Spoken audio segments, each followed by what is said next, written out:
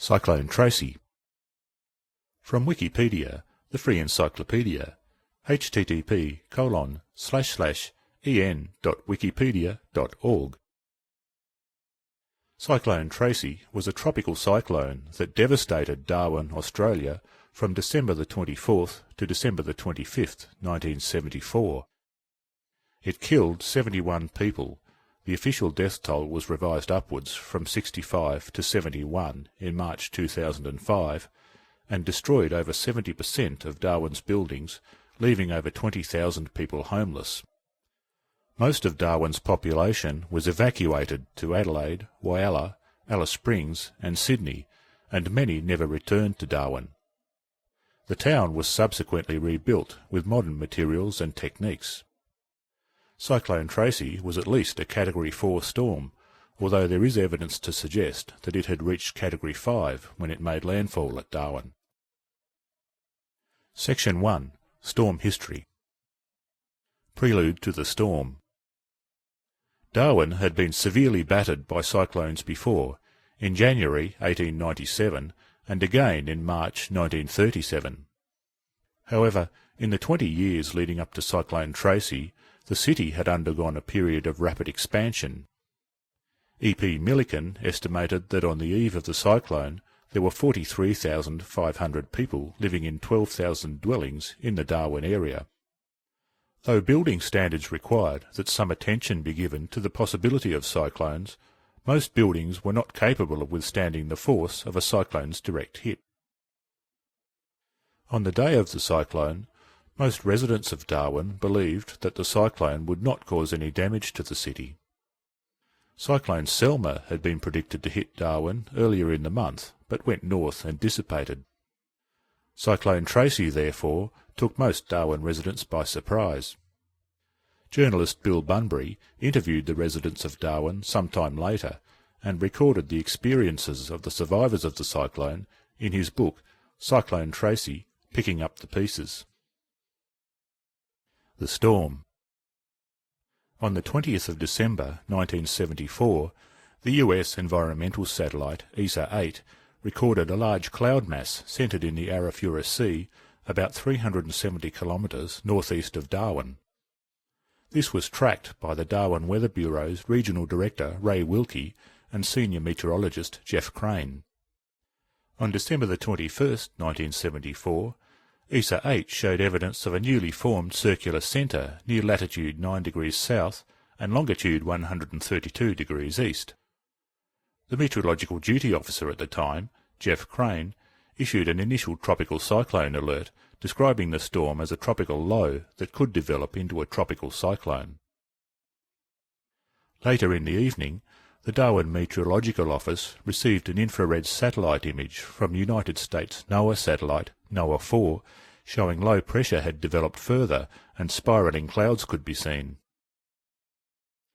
The storm was officially pronounced a tropical cyclone at around 10 p.m. on December the 21st, when it was around 700 kilometres northeast of Darwin. Over the next few days, it moved in a southwest direction, passing north of Darwin on December the 22nd. A broadcast on ABC radio that day stated that Cyclone Tracy posed no immediate threat to Darwin. However, early in the morning of December the 24th, Tracy rounded Cape Fourcroy, the western tip of Bathurst Island, and moved in a southeasterly direction, straight towards Darwin. By late afternoon, the city was heavily overcast with low clouds and was experiencing strong rain. Wind gusts appeared and were starting to cause physical damage. Between 10 p.m. and midnight, the damage became serious, and the cyclone's effect became imminent to the residents. After midnight, the cyclone passed directly over Darwin, with its eye centred on the airport and northern suburbs. The wind gauge at Darwin Airport officially recorded winds of 217 kilometres per hour, or 135 miles per hour, before being blown away itself. Unofficial estimates suggested that the wind speed had reached 300 kilometres per hour, or 185 miles per hour. The winds and torrential rain continued until dawn. Tracy was the most compact tropical cyclone on record, with gale-force winds extending only 48 kilometres or 30 miles from the centre. Section 2. Impact. Tracy killed 71 people, 49 on land and 22 at sea, and Darwin had been substantially destroyed. Due to the destruction of infrastructure, the distance between Darwin and the rest of the Australian population, and the fact it was Christmas Day and most media outlets had only a skeleton crew rostered on at best, the news of the cyclone took some time to reach people. Most Australians were not aware of the cyclone until late in the afternoon.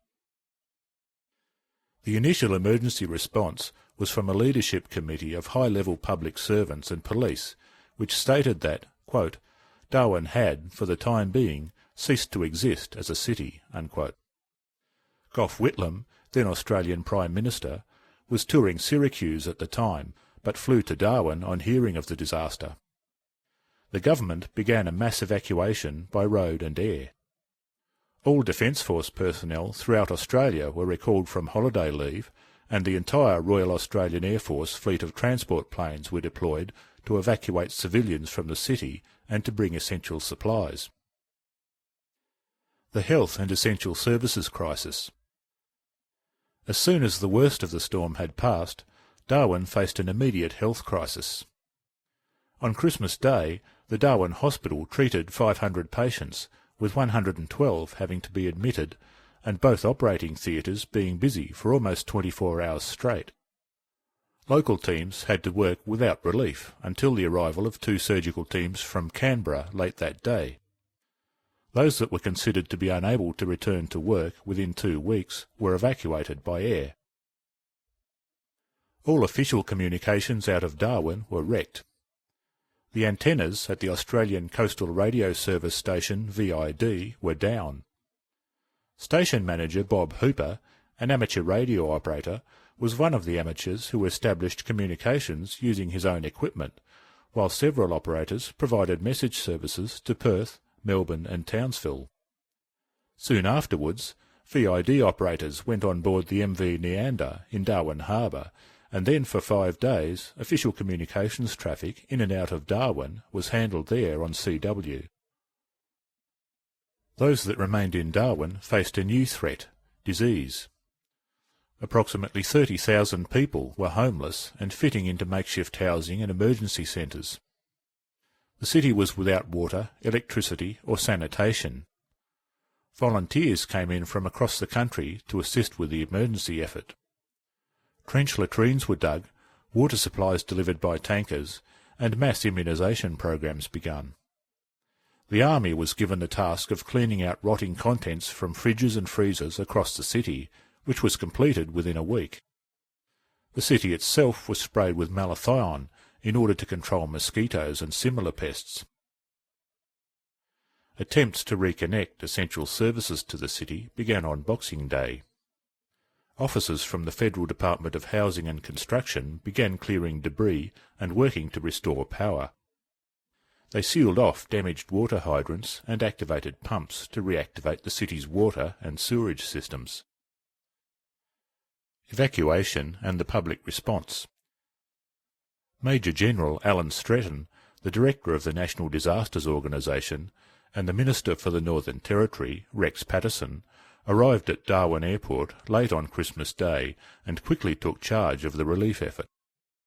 After an assessment of the situation and meetings with the Department of the Northern Territory and relevant minister, he concluded that Darwin's population needed to be reduced to a safe level of 10,500.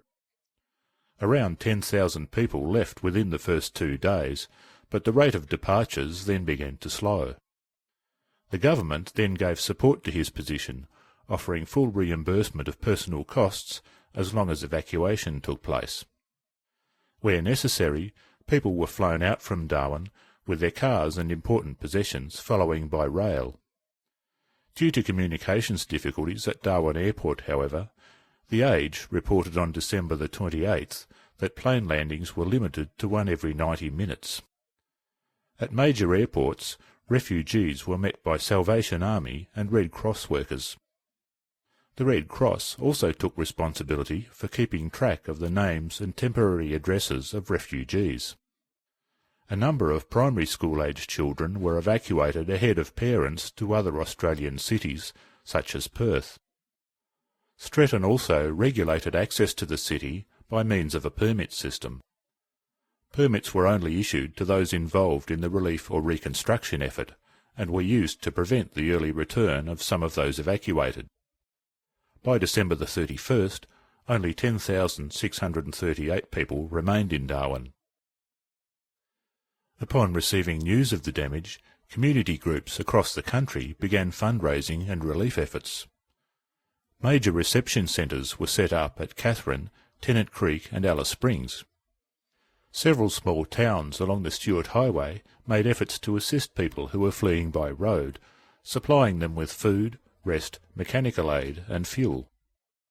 At Adelaide River, the small local population provided a hot meal for every person who stopped there.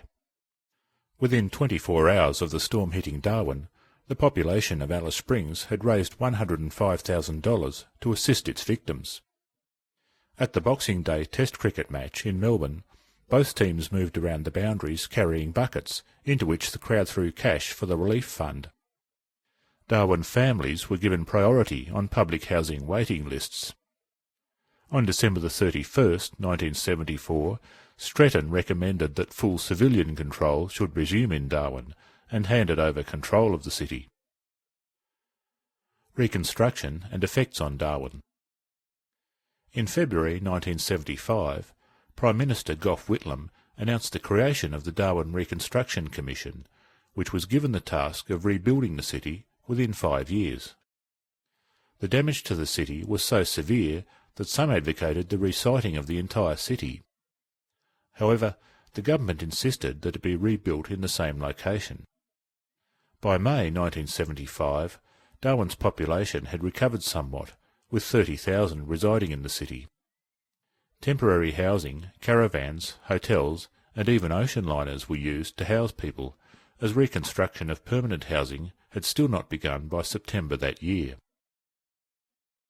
However, by the following April, after receiving criticism for the slow speed of reconstruction, the Commission had built 3,000 new homes in the annihilated northern suburbs on top of repairs to those that had survived the storm. New building codes were drawn up, trying to achieve the competing goals of a speedy reconstruction and ensuring that the damage of 1974 was not repeated. By 1978, the city had recovered to the point of being able to house as many people as it had before the cyclone. However, as many as 60% of Darwin's 1974 population were no longer living in the city in 1980.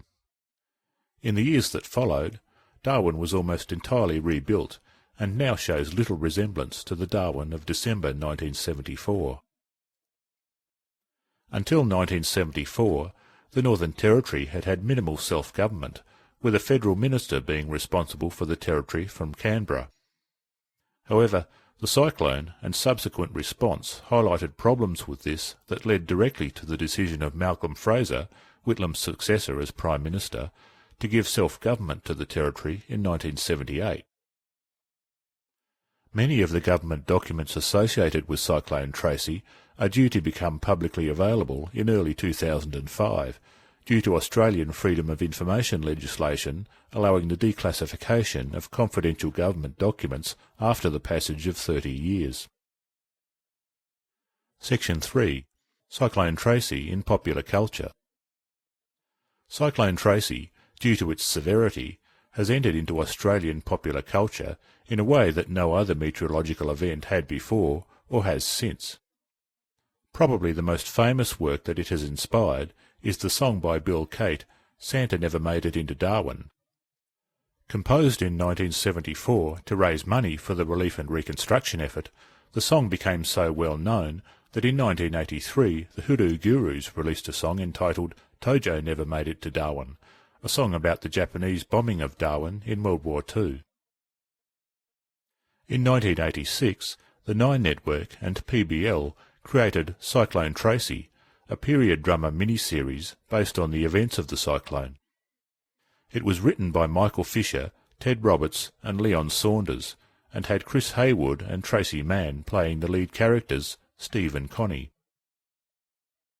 See also: List of notable tropical cyclones. List of disasters in Australia by death toll. Cyclone Ingrid, another cyclone that nearly hit Darwin in 2005. External links: Northern Territory Library on Cyclone Tracy. http://www.nt.gov.au/advanced/cyc_tracy.html. Collected oral histories of Cyclone Tracy. http://www.nt.gov.au/tracy/advanced/oral/index.html.